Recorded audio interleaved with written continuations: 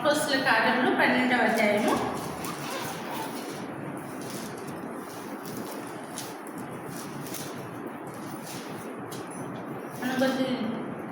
మనం కొద్ది వారాలుగా ఈ భాగంలో నుంచి కొన్ని విషయాలను చెప్పుకుంటూ వస్తున్నాము. ఈరోజు కూడా కంటిన్యూషన్గా విషయాలను చెప్పుకుందాము. అపోస్తల కార్యములు 12వ అధ్యాయము 13 నుంచి 17 వరకు మార్చి చదువుకుందాం. అపోస్తల కార్యములు 12వ అధ్యాయం 13 నుంచి 17 వరకు మార్చి చదువుకుందాం. అతడు తలవాకిటి తలుపు తట్టుచుండగా రోదే అని ఒక చిన్నది ఆలకించుటకు వచ్చెను.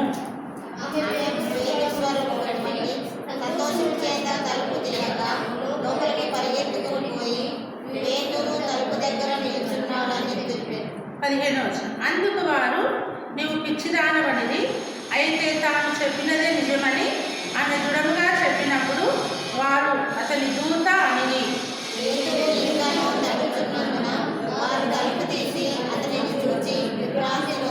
17వ వచనం అందరం చదువు. అతడు ఊరకుండునని వారికి చేసేక చేసి ప్రభువు తను చెరసాలలో నుండి ఎలాగ తీసుకొని వచ్చెనో వారికి వివరించి యాకోబును సహోదరులకును ఈ సంగతులు తెలియజేయని చెప్పి బయలుదేరి వేరొక చోటికి వెళ్ళాను. ప్రభు సహాయం కొరకు చిన్న మాట ప్రార్థన చేసుకుందాం. పరిశుద్ధుడైన తండ్రి, జీవం కలిగిన దేవ, యేసుక్రీస్తు ప్రభు ఘనమైన నామమున మీకు వేలాది వందనాలు చెల్లించుకుంటూ, అయ్యా ఈ దినం ఇంతవరకు పాటల్లోనూ సహాయపడుతూ వచ్చినారు. మీ వాక్య లేఖనాలను చదువుకోవడానికి కూడా సాయం చేసినారు. కొద్ది సమయం వివరించుకొని చుంటుండగా మీ ఆత్మ సహాయం మాకు దయచేయండి, మమ్మల్ని బలపరచండి. అయ్యా ఏం నేర్చుకోవాలో నేర్పించండి. ప్రార్థనకు సహాయకరంగా మాకు సహాయం చేయమని మీ యొక్క సహాయాన్ని కోరుకుంటూ దాసరాన్ని బలపరచమని మా ప్రభు రక్షకుడిని యేసయ్య ఘనమైన నామమున స్తుతించి ప్రార్థించి అడిగి వేడుకొంచున్నాము తండ్రి, ఆమేన్.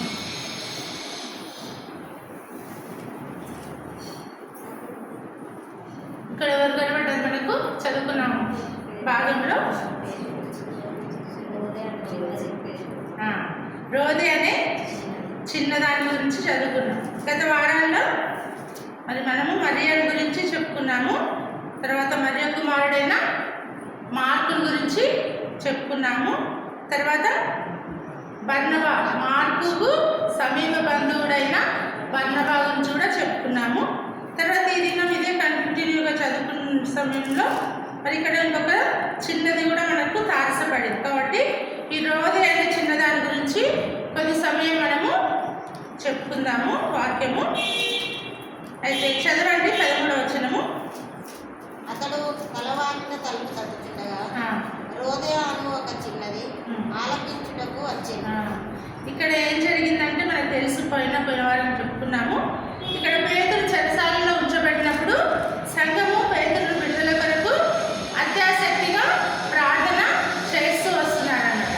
అయితే మరియా, మార్కు వాళ్ళ ఇంటిలో అనేకులు కూడి ప్రార్థన చేస్తున్నప్పుడు మరి ప్రార్థన చేయడానికి వచ్చిన వారిలో మరి రోదే అనేది ఒక చిన్నది కూడా ప్రార్థన చేయడానికి వచ్చిందనమాట. కాబట్టి ప్రార్థన చేయడానికి వచ్చిన రోదేగా ఇక్కడ మనం చూస్తున్నాం. అయితే మరి అనేక సార్లు చిన్నది అనే మాట ఉంటుంది కానీ పేరు ఉండదు కదా.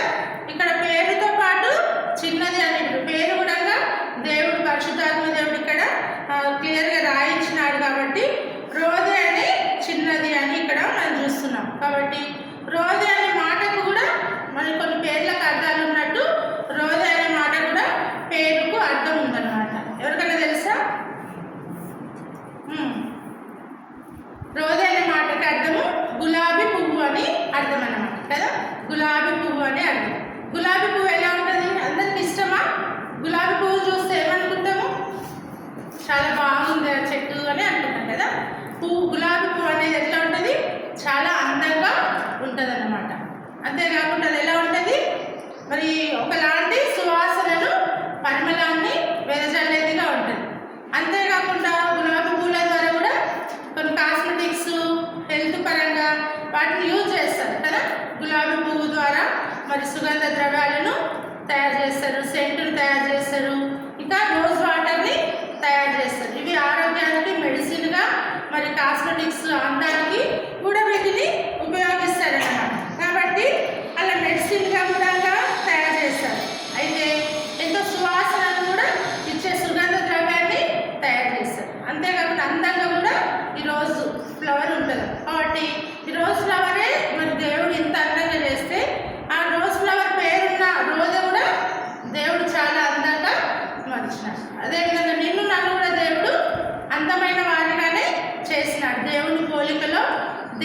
స్వరూపంలో మనల్ని చేసినాడు కాబట్టి మనం కూడా ఎలా ఉండాలి? ఆత్మ సంబంధమైన సౌందర్యాన్ని కలిగి ఉండాలన్నమాట. ఆత్మీయమైన సౌందర్యాన్ని మనము కలిగి ఉండాలి. అంతేకాకుండా మరి ఇది ఏ విధంగా మరి మంచి లక్షణాలను కలిగి ఉన్నట్టు రోజ్ ఫ్లవరు మనం కూడా మంచి లక్షణాలను ఆత్మీయంగా కలిగి ఉండాలి కదా. ఈ సుగంధాన్ని మరియు సువాసనను వెదజల్లే ఈ గులాబీ పువ్వు వలె మనం కూడా మంచి గుణ లక్షణాలను కలిగి ఉండాలి కదా. మంచి గుణ లక్షణాలు ఏమిటివి? దేవుని యొక్క గుణ లక్షణాలు మనం కూడా కలిగి ఉండాలి కదా. మన గలతీ 5:22లో ఉన్నట్లు ఆత్మ ఫలములలో ఉన్నాయి. ప్రేమ, సంతోషము, సమాధానం, దీర్ఘశాంతము, దయాళుత్వము, మంచితనము, విశ్వాసము, ఆశ, ఇవన్నీ కూడా మంచి లక్షణాలు అన్నమాట. అలాంటి మంచి లక్షణాలను మనము కలిగి ఉండాలన్నమాట. అంతేకాకుండా ఇది మనుషులను సంతోషపెట్టేది ఉంటుంది కదా. దేవుడు మనకు గులాబీ పువ్వు చూసినప్పుడు ఏమనుకుంటాము? అబ్బా ఎంత బాగుంది అనుకుంటాం. అట్లనే దేవుడు నమ్మిన బిడ్డలమైన మనల్ని కూడా ఇతరులు చూసినప్పుడు మనుషులు కూడా ఏం చేయాలి? మనల్ని బట్టి, మన గుణ లక్షణాలను బట్టి దేవుని ప్రేమ మనలో కనబడినప్పుడు మనుషులు కూడా మనల్ని చూచి సంతోషించాలి. ముఖ్యంగా దేవుడు మనల్ని చూచి సంతోషించే వారంగా మన జీవితాలు ఉండాలన్నమాట. అంతేకాకుండా మనం ఇతరులకు కూడా సంతోషాన్ని కలిగించే వారంగా, ఇతరులకు దేవుని వాక్యాన్ని, దేవుని ప్రేమను, దేవుని యొక్క కనికరమును, గుణలక్షణాలను మనకి చూపించే వారంగా మనం ఉన్నప్పుడు ఆ గులాబీ పువ్వు అయితే ఏ విధంగా ఈ లోకానికి వచ్చుట ద్వారా మనుషులను ఏ విధంగా సంతోషపరుస్తుందో, ఒక గులాబీ పువ్వే అంత సంతోషాన్ని ఇచ్చేదిగా ఉంటే మన దేవుని పోలికలో, దేవుని స్వరూపంలో కలిగి పుట్టించిన నిన్ను బట్టి, నన్ను బట్టి మరి మనము ఇతరులను దేవుణ్ణి సంతోషపెట్టే వారంగా ఉంటున్నామా, లేదా ఇతరులను మనం దుఃఖపెట్టే వారంగా, బాధ పెట్టే వారంగా ఉంటున్నామా మనం పరీక్షించుకోవాలన్నమాట. మనం దేవుని ప్రేమను కలిగి మనం ఇతరులను సంతోషపెట్టే మంచి లక్షణాలను మనము కలిగి ఉండాలి, కానీ చెడు లక్షణాలను మనము మనలో నుండి తీసివేసుకోవాలి. మన ద్వారా సంఘానికి, కుటుంబాలకు, సమాజానికి, ఇరుగు పొరుగు వారికి ప్రయోజనకరంగా ఉండాలి కదా. ఏదైనా మనము మన ద్వారా ఉపయోగము ఇతరులకు కొంచెమైనా ఉండాలి. కానీ మన కోసమే, నా కోసమే అన్నట్టు మనం స్వార్థంగా జీవించకూడదు కదా. గులాబీ పువ్వు తన కోసం తను బతుకుతుందా? అది కష్టపడి వికసించిన తర్వాత మనుషులకు ఉపయోగపడుతుంది. ఎవరో ఒక దాన్ని కోసుకుంటారు, ఆ పువ్వును వాళ్ళు వాడుకుంటారు, ఆస్వాదిస్తారు, అనేకమైన మంచి విషయాలకు వాటిని వాడుకుంటారు. అట్లా మనం కూడా మంచిగా మన జీవితాన్ని మనం ఇతరులకు ఉపయోగకరంగా, మన స్వార్థంతో మనము జీవించకూడదన్నమాట. కాబట్టి ఆ అడవి పుష్పాలని దేవుడు అంత మంచిగా అలంకరిస్తే అంతకంటే శ్రేష్టమైన మనల్ని దేవుడు ఇంకా చాలా మంచిగా అలంకరించినాడు. కాబట్టి మంచి ప్రేమను, దేవుని గుణలక్షణాలను మన జీవితంలో, మన హృదయాలలో ఉంచినాడు. కాబట్టి మనం కూడా మంచి లక్షణాలతో మనము ఇతరులకు మనము ప్రయోజనకరంగా, సంఘానికి, కుటుంబాలకు, సమాజానికి ఉపయోగపడే వారంగా ఉండాలి అని మొట్టమొదటిగా రోజే ద్వారా నేర్చుకున్న విషయం అన్నమాట. కాబట్టి రోజే అంటే గులాబీ పువ్వు. కాబట్టి గులాబీ పువ్వు వలె మన జీవితాలను కూడా పరిమళింపజేసుకోవాలి. దేవుని కొరకు, స్వార్థం కొరకు, మన కొరకు కాదు, కానీ ఇతరులకు ఉపయోగపడే వారంగా ఉండాలి. దేవుడు మనల్ని ఈ లోకంలో పుట్టించిన ఒక ఉద్దేశం ఏమిటి అని మనం గుర్తించాలన్నమాట. ఆ పర్పస్ మీద మనము జీవించినప్పుడు మన జీవితాలకు ఒక అర్థం అనేది ఉంటుంది. కాబట్టి నా కోసమే, నా కుటుంబం కోసమే, నా పిల్లల కోసమే, నేను, నాది, నేను, నాకు అనే స్వార్థాన్ని మనం విడిచిపెట్టాలన్నమాట. మన ప్రయోజనకరంగా ఇతరులకు కొందరికైనా మనము సహాయపడే వారముగా ఉండాలనేది దేవుని యొక్క ఉద్దేశం. అంతేకాకుండా ఈ రోజే మరి ఏం చేస్తుంది అంటే ప్రార్థన చేసిన చిన్నదిగా ఉంటుంది, ప్రార్థనకు వచ్చింది. అందుకే 12వ వచనంలో చూస్తే 2వదిగా అక్కడ అనేకులు కూడి ప్రార్థన చేయుచుండి. అయితే ఈ ప్రార్థన రోజే అని ఒక చిన్నది అని ఉంది. కాబట్టి ఈ చిన్నది కూడా ఏం చేసింది? మరి ప్రార్థన చేయడానికి వచ్చిందనమాట. అందుకే మనకు సండే స్కూల్ పాట ఉంది కదా, ఏం పాట అక్క? రోజే చక్కని చిన్నది ప్రార్థించుటకై వచ్చినది. కాబట్టి రోజే చక్కని చిన్నది ప్రార్థించడానికి వచ్చిందనమాట. చిన్నది అంటే మరి ఎంత వయసు ఉంటుంది? చిన్నది అంటే మామూలుగా ఎవరినస్తులు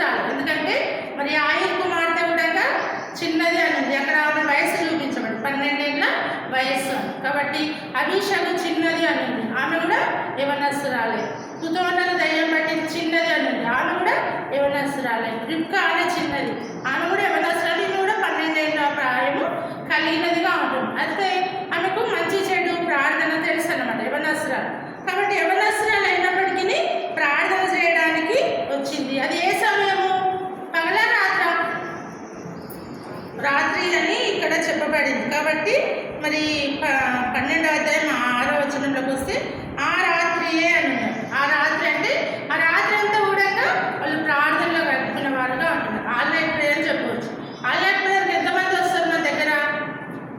ఆల్ నైట్ ప్రేయర్ పెడితే ముఖ్యంగా యవనస్తులు వస్తారా? యవనస్తులు రావడము చాలా తక్కువ కదా. ప్రార్థనలన్నా దేవుని సన్నిధిలో గడపాలంటే యవనస్తులకు దాదాపుగా ఎవరో కొందరు వస్తారు, కానీ అందరికీ ఇష్టం ఉండదు. కానీ ఈ యవనస్తురాలైన ఈ రోజే చిన్నది ఏం చేసింది? మరి ప్రార్థించడానికి వచ్చిందన్నమాట. కాబట్టి ప్రార్థన అనేది చాలా ప్రాముఖ్యమైనది, శ్రేష్టమైనదన్నమాట. అందుకే ప్రభువు చెప్పినాడు కదా, ప్రార్థించాడు, అడుగుడి మీకు ఇవ్వబడును, నా నామమున మీరు నన్ను ఏం అడిగినా నేను చేస్తాను, నా మొరపెట్టుము నేను నీకు ఉత్తరం ఇచ్చేదాను. నా పేరు పెట్టబడిన నా జనులు తమను తాము తగ్గించుకొని మరి వారి యొక్క పాపంలో ఒప్పుకొని మరి ప్రార్థిస్తే నేను వారి ప్రార్థనను వింటాను. దినవృత్తాంతం 7:14 సెలవిస్తూ వచ్చినారు. కాబట్టి ప్రార్థన అనేది చాలా ప్రాముఖ్యమైనదన్నమాట. అయితే పేతురు కోసం ఇక్కడ సంఘము ఆసక్తిగా ప్రార్థిస్తుంటే ఈ రోజే కూడా ప్రార్థించడానికి వచ్చి ప్రార్థనలో ఏకీభవించినట్లు మనము చూస్తున్నాం. కాబట్టి ప్రార్థన విలువ ఎరిగిన రోజేగా మనం ఇక్కడ చూస్తున్నాం. ఎందుకంటే ఆ ఇల్లు ఎవరిది? ప్రార్థన పరురాలైన మరియా మార్కుల ఇల్లు అన్నమాట. కాబట్టి ఆ కుటుంబము ప్రార్థనలో గడిపేది. ఎంతో శ్రమల కాలంలో, హేరోదు సంఘానికి హింస పెట్టే కాలంలో మరి ప్రార్థన చేయడానికి తన ఇల్లును మరి ఆమె సంఘంగా సమర్పించుకున్నదన్నమాట మరియా. అలాంటి ఇంటిలో పెరుగుతున్న ఈ రోజా కూడా ఎంతో చక్కని ప్రార్థన పరురాలుగా మనం చూస్తూ ఉన్నాం. కాబట్టి మనం కూడా సంఘం కొరకు, కుటుంబాల కొరకు, నశించు ఆత్మల కొరకు, కుటుంబాల్లో సమస్యల కొరకు, ఆర్థిక కొరతల కొరకు మనం కూడా ఏం చేయాలి? దేవుని సన్నిధికి వచ్చి ప్రార్థన చేస్తే ప్రార్థనకు మరి జవాబు అనేది తప్పకుండా దేవుడు అనుగ్రహిస్తాడు. కాబట్టి తప్పకుండా మనం ప్రార్థన అనేదాన్ని నిర్లక్ష్యము చేయకూడదు అనమాట. రోజు ద్వారా నేర్చుకోవాల్సిన రెండో విషయం ఏంటంటే ఆమె ప్రార్థనలో గడిపిన చిన్నది అని మనం చూస్తున్నాం. కాబట్టి ప్రార్థన మనము చేసేవారముగా ఉండాలని. అందుకే ఫిలిప్పీ 4:6 ఏముంది కదా, 6లో ఫిలిప్పీ 4:6లో దేనిని గూర్చి చింతపడకుడి కానీ ప్రతి విషయంలో ప్రార్థన విజ్ఞాపనముల చేత కృతజ్ఞతాపూర్వకంగా మీ విన్నపములు దేవునికి తెలియదు. ఏ విషయంలో మనం చింతించొద్దు, కానీ ప్రతి విషయంలో ప్రార్థన విజ్ఞాపనల చేత కృతజ్ఞతాపూర్వకంగా మన విన్నపములను దేవునికి తెలియజేసే వారంగా ఉంటారు. అప్పుడు దేవుడు సమస్త జ్ఞానమునకు మించిన దేవుని సమాధానము యేసుక్రీస్తు వలన మీ హృదయములకును మీ తలంపులకును కావలి ఉంచి దేవుడు మన సమస్యల నుంచి మనల్ని విడుదల చేస్తాడనమాట. కాబట్టి ఆ గొప్పతనాన్ని, ఆ పేతురు యొక్క విడుదలను ఆమె దగ్గరుండి చూసినట్లుగా చూస్తాం. ప్రార్థించిండ్రు, వెంటనే పేతురు ఏం చేస్తున్నాడు? తలుపు తట్టుచున్నాడు అనమాట. జవాబు అనేది వెంటనే వచ్చిందన్నమాట. కాబట్టి ప్రార్థిస్తే జవాబు దేవుడు త్వరగా మనకు అనుగ్రహిస్తాడు. కాబట్టి అందుకే ప్రభు అంటున్నాడు, అడుగుడి మీకు ఇవ్వబడును, వెదకుడి మీకు దొరుకును, తట్టుడి మీకు తీయబడును.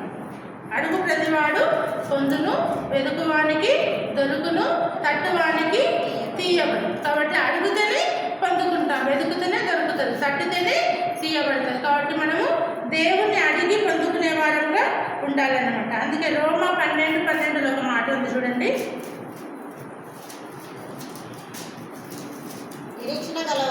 నిరీక్షణ గలవారై సంతోషించుచు శ్రమయందు ఓర్పు గలవారై ప్రార్థనయందు పట్టుదల కలిగి ఉండుడి. ప్రార్థనయందు పట్టుదల కలిగిన సంఘముగా ఇక్కడ ఈ మేము చూస్తున్నాం అన్నమాట.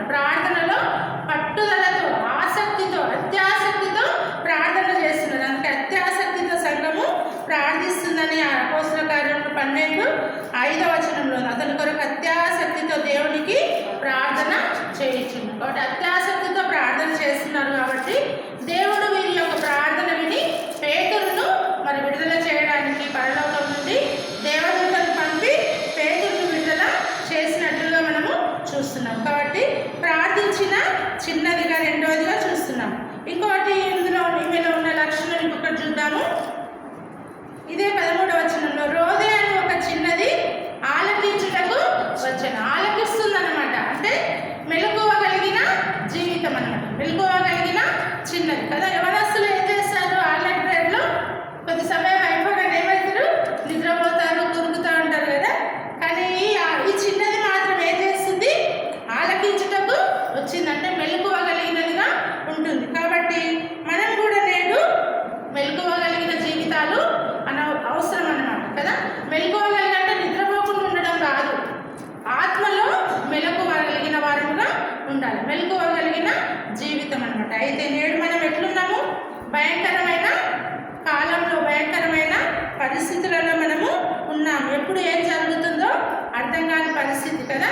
లోకంలో చూస్తే ఎక్కడ చూసినా మరి గొడవలు, కొట్లాటలు, మతము మార్చుతున్నారని మరి వేరే రాష్ట్రాలు అయితే కొడుతున్నారు. ఆ విధంగా భయంకరమైన పరిస్థితులు ఇవన్నీ కూడా ఇంకా ప్రభు రాకడకు గుర్తుగా ఉంటున్నాయి అన్నమాట. అయితే ప్రభు రాకడ గుర్తుగా ఉన్న స్థితిలో మనం ఉన్నప్పుడు మనం కూడా ఎలా ఉండాలి?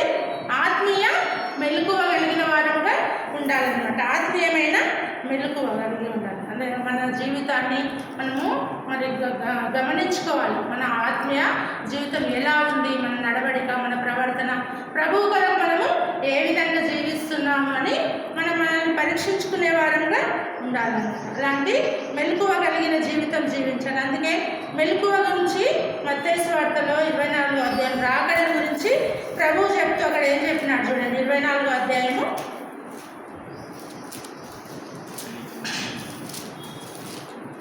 42వ వచనం. కావున ఏ దినమున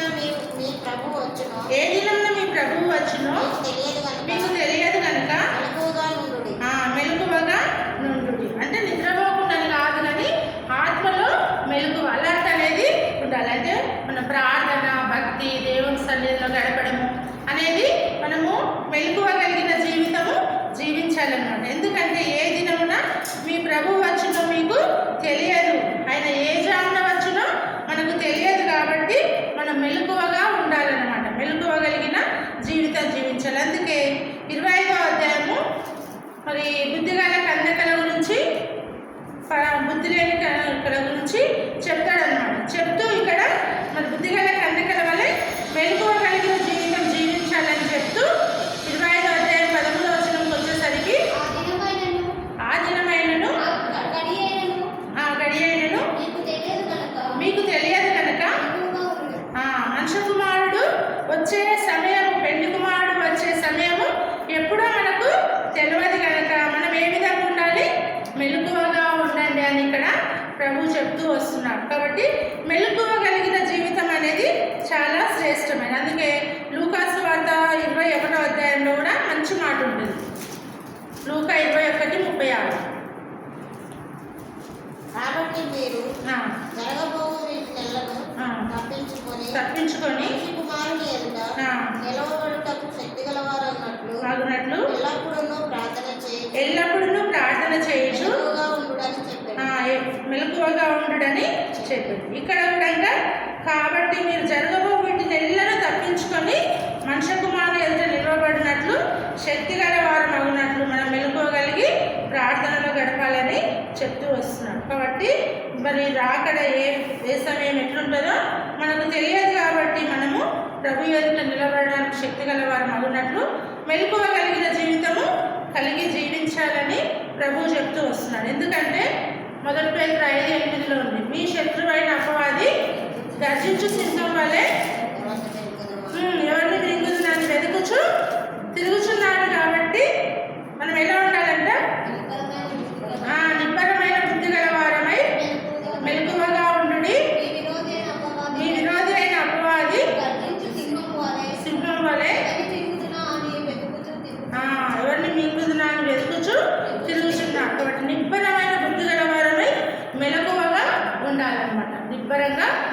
బుద్ధి కలిగి మెలకువ కలిగిన జీవితం కలిగి మనం జీవించాలని దేవుడు సెలవిస్తూ వస్తున్నాడు. కాబట్టి అలా మెలకువ కలిగిన జీవితము మనం జీవించాలని మూడో విషయము మరి రోజు ద్వారా నేర్చుకున్నాం. అంతేకాకుండా ఇంకొక విషయం ఏం మనం ఇక్కడ ఉందంటే 14వ వచనంలోకి వస్తే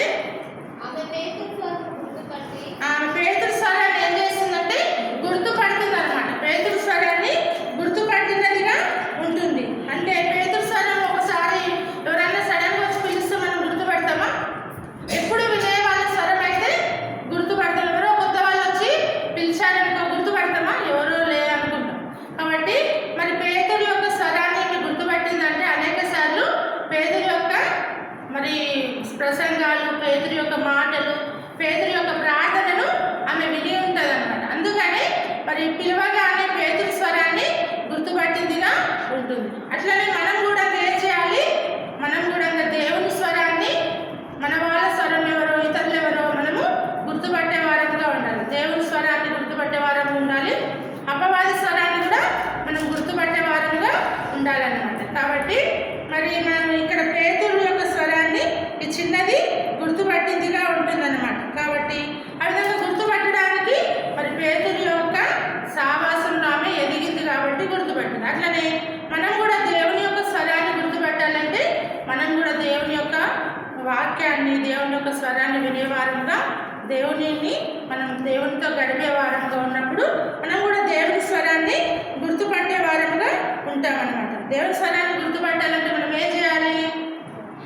దేవునితో సావాసము చేయాలి. ప్రార్థనలో, వాక్యంలో, దేవుని సన్నిధిలో, దేవుని దాసుల ద్వారా చెప్పబడిన మాటలు మనం విన్నప్పుడు దేవుని వాక్యం ఏదో దేవుని వాక్యం కాక తప్పుడు బోధ, అబద్ధ బోధ ఏదో మనకు తెలుస్తుందన్నమాట. ఆ విధంగా మనం దేవుని స్వరాన్ని, దేవుని వాక్యం మనకు తెలిస్తే మనం గుర్తుపడతాం అనమాట. తప్పుడు బోధలు అయితే అది అపవాది స్వరాన్ని మనము గుర్తుపట్టవచ్చు అనమాట. కాబట్టి అందుకే యోహాను సువార్త 10:10 ఏమనుంది?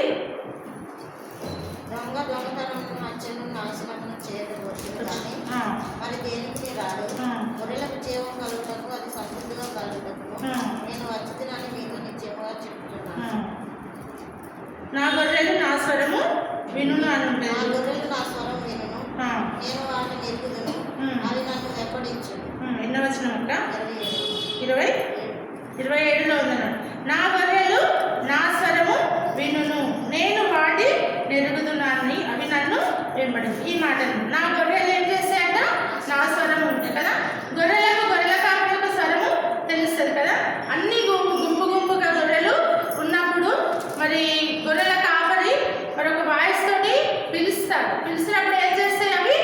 మరి ఆ కాపరి గొర్రెలు మాత్రం అన్ని ఒక దగ్గరకు వెళ్తాయి, వేరే వాళ్ళ గొర్రెలు వెళ్ళవన్నమాట. అట్లనే మనం కూడా మన ప్రభు యొక్క స్వరాన్ని మనం వినేవారముగా ఉండాలి. నా గొర్రెలు నా స్వరము వినును, నేను వాటిని ఎరుగుదును. కాబట్టి మన ప్రభువు మనల్ని ఎరుగుతాడు, మనము మన ప్రభువును ఎదిగేవారముగా ఉండాలన్నమాట. ఆ విధంగా ఉన్నప్పుడు మనం దుష్టుల నుండి కాపాడబడి, తప్పుడు బోధల నుండి కాపాడబడి తప్పించుకుంటాం. కాబట్టి ఆ విధంగా పేతురు స్వరాన్ని ఈ చిన్నది గుర్తుపట్టినట్లుగా మనము చూస్తున్నాం. కాబట్టి మనం కూడా మన ప్రభు స్వరాన్ని మనము గుర్తించే వారముగా ఉండాలి.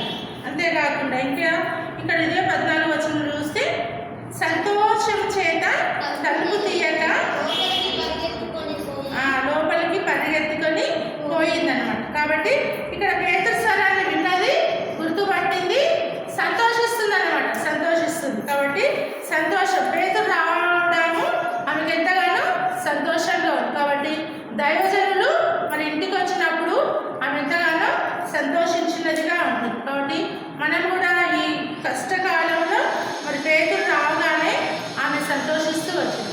అట్లనే మన జీవితాలలో కూడా మనలో కూడా దేవుని ఎన్నో కష్టాలు, శోధనలు, బాధలు వచ్చినప్పుడు దేవుని వాక్యం ద్వారా మనల్ని దర్శించినప్పుడు, దైవ సేవకులు మనల్ని దర్శించినప్పుడు మనం ఏం చేయాలి? సంతోషించే వారంగా ఉండాలన్నమాట. అన్ని పరిస్థితులలో మనం సంతోషించే వారంగా ఉండాలి. దైవ సేవకులు మన ఇంటికి వచ్చినప్పుడు మనము సంతోషించే వారంగా ఉంటామా? లేదా అబ్బాయి ఎందుకు వచ్చిండు అని గురుగు సనుకునే వారంగా ఉంటామా? ఈ చిన్నదైతే సంతోషించేదిగా ఉంటుందన్నమాట. కాబట్టి మనం కూడా దైవ సేవకులు వచ్చినప్పుడు మన ఇంటికి మనం సంతోషించే వారంగా ఉండాలన్నమాట. అయితే అన్ని పరిస్థితులు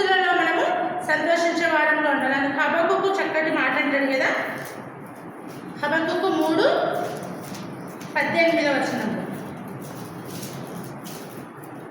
నేను యెహోవా యందు ఆనందించెదను, నా రక్షణకర్త అయిన నా దేవుని యందు నేను సంతోషించెదను. ఇక్కడ చక్కటి మాట ఉంటున్నాం. ఏమి లేకపోయినట్టు పైనుండి చెప్తాడనమాట. ఇందాక మనం పాడుకున్నాం కదా, ద్రాక్ష చెట్లు అంజూరపు చెట్లు పూయకుండినను, ద్రాక్ష చెట్లు ఫలింపకపోయినను, ఒలివ చెట్లు కాపు లేక ఎండినను రాకపోయినను, గొర్రెలు దొడ్డిలో లేకపోయినను, సాలలో పశువులు లేకపోయినను, నేను యెహోవా యందు ఆనందించెదను, నా రక్షణకర్త అయిన నా దేవుని యందు నేను సంతోషం. ఏమి లేకపోయినా కూడా ఇక్కడ హబక్కూకు అంటుండు, నేను నా దేవుడైన యెహోవా యందు ఆనందిస్తా, ఆయన నాకు రక్షణకర్త కాబట్టి నా దేవుని యందు నేను సంతోషిస్తాను. కాబట్టి మన జీవితంలో మన కష్టకాలంలో ఏమి లేకున్నా ఉన్నా మన దేవుడు మనకు ఉన్నందుకు మనం ఏం చేయాలి?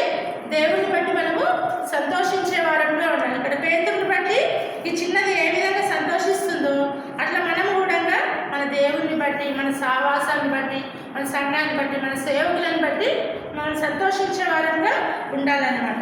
ఇది 5 విషయాలు చెప్పుకున్నాం. చెప్పండి ఒకసారి. రోదే అనే చిన్నది, రోదే అనే మాటకు అర్థం చెప్పుకున్నాం. గులాబీ పువ్వు అని చెప్పుకున్నాం. అంతేకాకుండా ప్రార్థించిన చిన్నది రెండవదిగా చెప్పుకున్నాం. మూడవదిగా మెలకువగలిగిన చిన్నది, ఆలకించుటకు వచ్చిందంటే మెలకువగలిగిన చిన్నదిగా చెప్పుకున్నాం. తర్వాత 4వదిగా పేతురు స్వరాన్ని గుర్తుపట్టిన చిన్నది. 5వదిగా పేతురు స్వరాన్ని విని సంతోషించిన చిన్నదిగా చూస్తున్నాం. ఇవన్నిటికీ గల కారణం 6వదిగా ఏంటంటే ఆమెలో ఉన్న విశ్వాసం అన్నమాట. అందుకే విశ్వాసం గల చిన్నది అని చెప్పుకోవచ్చు. 15వ వచనం చదివితే, అందుకు వారు నువ్వు పిచ్చిదానివనిది అయితే తాను చెప్పినదే నిజమని ఆమె దృఢముగా చెప్పినప్పుడు వారు అతని దూత అనిరి. పేతురు ఇంకను తట్టుచున్నందున వారు తలుపు తీసి అతని చూచి విభ్రాంతి నొందిరి. అతడు ఊరకుండుడని చేసైన చేసి ప్రభువు తన చెరసాలలో నుండి ఎలాగూ తీసుకొని వచ్చెను వారికి వివరించి యాకోబుకును సహోదరులకు బయలుదేరి వేరొక చోటుకు పేతురు వీళ్ళకి కనబడి, నేను క్షేమంగా ఉన్నాను, మీరు భయపడకండి అని చెప్పేసి ఇతను వెళ్తున్నాడు అనమాట. అయితే వెళ్ళక ముందు మరి ఇంటికి వీళ్ళు ప్రార్థిస్తున్నారని తెలిసి, మరి తెలుస్తుందో తనకు తెలియదో కానీ పేతురు మాత్రం వచ్చి ఏం చేస్తున్నాడు? తలుపు దగ్గర నిలుచుండి మరి తట్టుచుండగా ఈ చిన్నది విన్నదన్నమాట. ఆలకించి ఇంకా వాటికి వెళ్ళి సంతోషంతో వెళ్ళి ఏమంటుంది? పేతురు తలుపు దగ్గర నిలుచున్నాడని చెప్పింది. వీళ్ళు పేతురు కోసమే ప్రార్థన చేస్తున్నారు కానీ పేతురు వస్తాడనే విశ్వాసం వీళ్ళకు లేదన్నమాట. అయితే నాకు విశ్వాసం ఉంది కానీ ఎప్పుడో రేపో ఎల్లుండో ఎప్పుడో వస్తాడు, ఇప్పుడైతే రాడు అని వాళ్ళు అనుకుంటున్నారు. కానీ అయితే వాళ్ళు అనుకున్నట్టు కాదు. కానీ అందులో ఈ రోజే కూడా ప్రార్థించుంటుంది కదా, మా పేతురు అంకులు ఇప్పుడే ఈరోజే రావాలి, ఇప్పుడే రావాలని ప్రార్థించుంటుంది. అయితే ఆ విధంగా దేవుడు చిన్నదాన్ని ప్రార్థన, సంఘం ప్రార్థన వినేం చేసినాడు. ఆ రాత్రే మరి దేవుని దూత ద్వారా గొప్ప అద్భుతం చేసి పేతురును విడుదల చేశాడు. విడుదల చేస్తే మరి ఆమె సంతోషంతో వెళ్ళి అక్కడ తలుపు దగ్గర నిల్చున్నాడని ఆమె తీయలేకపోయింది కదా, ఆ సంతోషం తట్టుకోలేక ఆ తలుపు తీయకుండానే వాళ్ళ దగ్గరికి వెళ్ళి, ఆ సమూహం దగ్గరికి వెళ్ళి చెప్తున్నాను అనమాట. పేతురు వచ్చినాడు, తలుపు దగ్గర ఉండి తడుతున్నాడు అంటే వాళ్ళు ఏమంటున్నారు? పిచ్చిదాని అంటారు. పిచ్చిదాన్న, పేతురు ఇప్పుడు ఎందుకు వస్తాం? చేసేదేమో పేతురు కోసం. అనేకసార్లు మనం కూడా ఏం చేస్తాము? ప్రార్థన అంతా చేస్తాము, కానీ తర్వాత అంటాము, మళ్ళీ బయటకు పోయినాక ప్రార్థన మర్చిపోతాం. అక్క దేవుడు సాయంత్రంలాగా మళ్ళీ ప్రార్థన చేయండి, ఇది ఎట్లయితుందో ఏమో అని మళ్ళీ మనం సందేహిస్తాం కదా. సందేహించేవాడు దేవుడి వలన ఏమి పొందడం. యాకోబు 1:6. కాబట్టి మనం ప్రార్థించినప్పుడు విశ్వాసంతో మనము ప్రార్థన చేయాలి కానీ మరలా సందేహించకూడదని దేవుని వాక్యము చెప్తుంది. కాబట్టి మరి ఇక్కడ ప్రార్థించినారు, మరలా ఆమె చెప్తే పేతురు వచ్చినాడని పిచ్చిదానం అంటున్నారు. కానీ ఆమె మాత్రం ఏమంటుంది? చెప్పినప్పుడు ఇంకా అలాంటి పేతురు ఎందుకు వస్తాడు, ఎవరైనా దూత వచ్చిండేమో, ఎవరైనా దూతను పంపించి ఉంటాడు దేవుడు మనల్ని ఆదరించడానికి అని చెప్పేసి చెప్తున్నాను. దేవుని దూత కాదు, దేవుడే మరి పేతురుని ఇక్కడికి పంపించినట్టుగా చూస్తున్నాం. కాబట్టి పేతురు ఇంకాను తట్టుచుంటే అప్పుడు వాళ్ళు కూడా వినబడింది అనమాట. సౌండ్ వినబడి 16వ వచనంలో వారు వచ్చి తలుపు తీసి అతన్ని చూసి విభ్రాంతి పొందుతున్నారు. అంటే ఆశ్చర్యపోతున్నారు, అదే నిజమే కదా పేతురు వచ్చినాడు అని చెప్పేసి ఇంకా విభ్రాంతి పొంది అందరూ అల్లరిగా సంతోషిస్తూ ఉంటే అప్పుడు పేతురు అంటున్నాడు, ఊరకుండుడని వారికి చేసైగా చేసి ప్రభు తన చెరసాల నుండి ఎలాగూ తీసుకొని వచ్చానో వారికి వివరించి యాకోబుకును సహోదరులకు ఈ సంగతులు తెలియజేయడని చెప్పి బయలుదేరి వేరొక చోటికి వెళ్ళిపోయిన వాడుగా ఉంటున్నాడు అన్నమాట. కాబట్టి మరి ప్రార్థన మరి మీ యొక్క విశ్వాసము ఇక్కడ బయలుపరచబడుతుంది అనమాట. విశ్వాసంతో మరి వీళ్ళు చేసిన ప్రార్థనకు పేతురు జవాబుగా చెరసాల నుంచి విడిపించబడుతూ వచ్చినారు. కాబట్టి మనం కూడా మనము అనేక సమస్యల కొరకు ప్రార్థన చేసినప్పుడు ఏం చేయాలి? చేసిన ప్రార్థన మీద మనము నమ్మకము విశ్వాసము ఉంచాలన్నమాట. అందుకే నమ్ముట నీ వలనైతే నమ్మువానికి సమస్తము సాధ్యమైన మార్కు 9:23లో ఉంటుంది. కాబట్టి నమ్మాలన్నమాట. అందుకే మత్తయి సువార్తలో ఒక మాట ఉంటుంది చూడండి, 17వ అధ్యాయము. మనం నమ్మి ఏం చేయాలంట? మత్తయి సువార్త 17వ అధ్యాయం 22. మీ అల్ప విశ్వాసం చేతనే మీకు ఆవగినంత విశ్వాసం ఉండిన ఎడల ఈ కొండను చూచి ఇక్కడ నుండి అక్కడికి పొమ్మనగానే అది పోవును. మీకు అసాధ్యమైనది ఏదీ ఉండదని నిశ్చయముగా మీతో చెప్పుచున్నానని వారితో అనేది. ఇక్కడ మరి ప్రభు శిష్యులతో చెప్తూ ఏమంటుందంటే అందుకు ఆయన మీ అల్ప విశ్వాసం చేతనే ఈ విధంగా మీరు ఏం చేయలేకపోయినారు.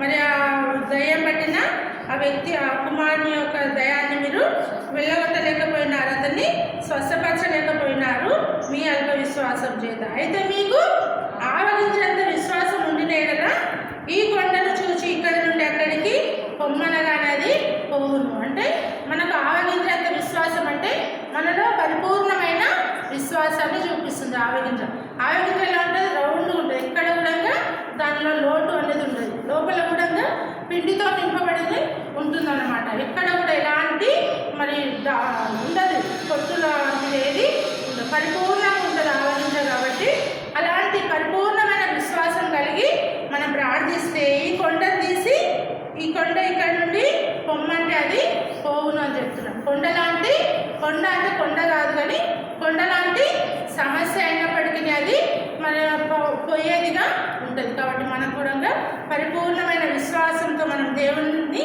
నమ్మినప్పుడు, దేవునికి ప్రార్థించినప్పుడు దేవుడు తప్పక మన ప్రార్థనకు జవాబిస్తాడనమాట. అందుకే జవాబుగా దేవుడు పేతురును పంపిస్తూ వచ్చినాం. కాబట్టి మనం కూడా మన విశ్వాసాన్ని మనం గట్టిగా చేతపట్టుకోవాలి. మనం నమ్మిన విశ్వాసంలో మరి ఎవరో ఏదో చెప్తూ ఉంటారు కదా, మరి తప్పుడు బోధకులు లోకంలో మరి మన పొరుగువారు ఎగువారు ఏమైనా దేవుడి గురించి అవిశ్వాసంగా మాట్లాడి మన అవిశ్వాసంలో నడిపించడానికి ఏవేమో చెప్తారు, కానీ మనం అవన్నిటినీ నమ్మకూడదు అనమాట. మనం నమ్మిన దేవుని యందు మనకిచ్చిన రక్షణను విశ్వాసాన్ని మనము గట్టిగా చేత పట్టుకునే వాళ్ళంలో ఉన్నప్పుడు మనం ధన్యులం అవుతాం. కాబట్టి మన విశ్వాసాన్ని రోజు ఏ విధంగా తన విశ్వాసం ఉంచిందో ఆ విధంగా మనం కూడా ప్రభువు పైన విశ్వాసం ఉంచి మనము జీవించాలి. ఆ విధంగా జీవించినప్పుడు విశ్వాసం వలన మనము నిలబడతాము, బలపడతాము అన్నమాట. విశ్వాసం మనల్ని బలపరిచేదిగా ఉంటుంది. కాబట్టి ఒక చిన్న విషయం ఏంటంటే, మరి ఈ విధంగా ఒక సందర్భంలో ఏం జరిగిందంటే,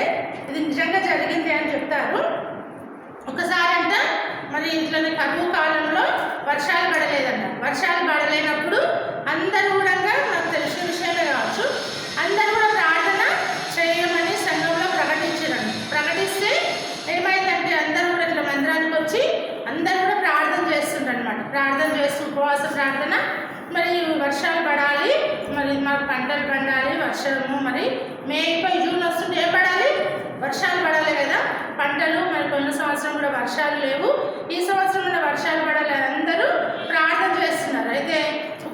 ప్రార్థన చేస్తూ వస్తున్నారు, మళ్ళీ రోజు కూడా ప్రార్థన చేస్తూ వస్తున్నారు. అయితే అందరూ కూడా మరి మధ్యాహ్నానికి వచ్చి ఉపవాసంతో ప్రార్థన చేస్తూ వస్తున్నప్పుడు ఒక చిన్నది అక్కడ కూడా ఎవరు వస్తున్నారు, ఏం చేసిందంట, మరి గొడుగు చేతి పట్టుకొని వస్తుందన్నమాట. వస్తుంటే అందరూ అంటుందంట, ఏంది వర్షాలు లేవంటే నువ్వు గొడుగు పట్టుకొని వస్తున్నావు అని మనము అంతే కదా, ఆ విధంగా అంటుందన్నమాట. అంటే ఆ చిన్నది అంటుందంటే మనం చేసేది వర్షాల కోసం కదా, మరి వర్షం వస్తే ఇంటికి వెళ్ళినప్పుడు ఎట్లా చేస్తాము, తడిసిపోతాం కదా, అందుకే నేను ముందే గొడుగు తీసుకొచ్చుకుంటున్నాను అని చెప్తే వాళ్ళ అమ్మాయిని కూడా ఈ అమ్మాయిని ఎలా చేసినట్టే అపహాసిస్తారనమాట. అపహాసిస్తే ఆ రోజు మళ్ళీ నిజంగానే ప్రార్థన చేసిన తర్వాత వారి యొక్క ప్రార్థనలు విని ఆ యొక్క చిన్నదాని యొక్క విశ్వాసాన్ని బట్టి దేవుడు వాళ్ళు బయలుదేరి ఇంటికి వెళ్ళే ముందే ఏమైందంట, ఫుల్ వర్షము వచ్చిందంట. వర్షం వస్తే అందరు సిగ్గుతో అవమానంతో తలదించుకొని ఆ చిన్నదాన్ని మాత్రం మెచ్చుకుంటూ వాళ్ళ పాపాన్ని ఒప్పుకుని వాళ్ళ ఇంటికి తడుచుకుంటూ వెళ్ళారు. ఈ చిన్నది మాత్రము గొడుగు వేసుకొని క్షేమంగా ఇంటికి వెళ్ళిందనమాట. ఇది నిజంగా మంచి విషయం. కాబట్టి ఆ విధంగా మనం ఏదైతే ప్రార్థన చేయడానికి వస్తామో ఆ ప్రార్థనలో మన విశ్వాసం అనేది, నమ్మకం అనేది ఉంచాలి కదా.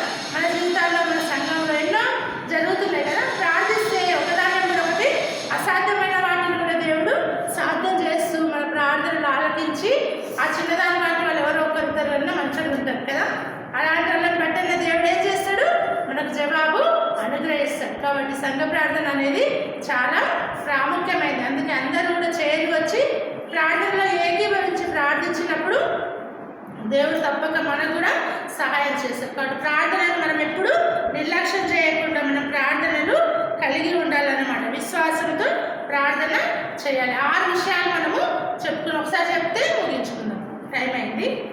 రోది అంటే గులాబీ పువ్వు. అంతేకాకుండా రోది ఏం చేసింది, ప్రార్థన చేయడానికి వచ్చిన చిన్నదిగా మనం చూస్తున్నాము.